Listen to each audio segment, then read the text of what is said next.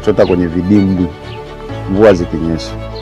Sasa meya alihoji maji yanapatikana au hayapatikani. Sisi tukasema maji yanapatikana kwa sababu kuna wananchi wengine wamechimba. Basi pale pale alitoa maamuzi tutafute mtu wa kuchimba, na tukamtafuta siku hiyo hiyo. Kesho yake akaanza kazi.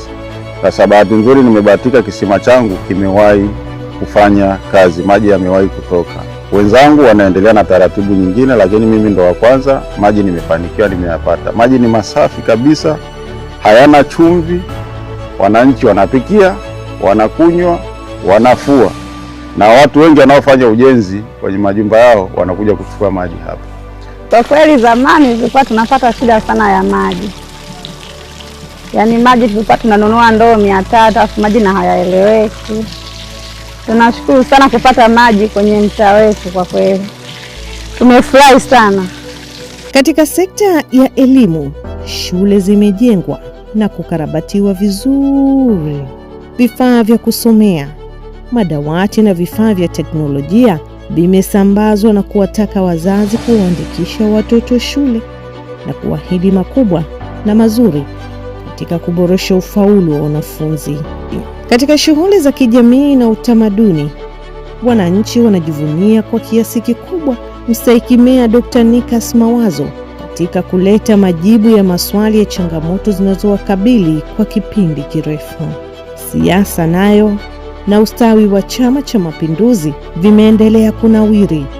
Dr. Nikas ametambuliwa kuwa ni diwani wa kata ya Tumbi, na kupitia nafasi hiyo imemwezesha kupata kura nyingi za ndio kuwa mstahiki meya wa manispaa ya Kibaha na kudhihirisha ukombozi ndani ya Chama cha Mapinduzi kwa kushiriki matukio mbalimbali ya kichama, kwa lugha ya mtaani akiitwa anaitika na kiongozi wa vitendo.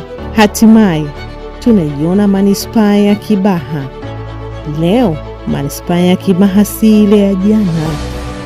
Leo manispaa ya Kibaha ni mfano wa maendeleo ya kweli yanayotekelezwa na viongozi wa vitendo kwa mshikamano, uadilifu na nia njema. Tumeyaona mabadiliko na bado tunaendelea mbele kwa mbele. Rais wa Jamhuri ya Muungano wa Tanzania Dr. Samia Suluhu Hassan lelelele, ni siku 100 na utawala uliotukuka. Kibaha tunasema mambo ni shwari, atakaye na aje.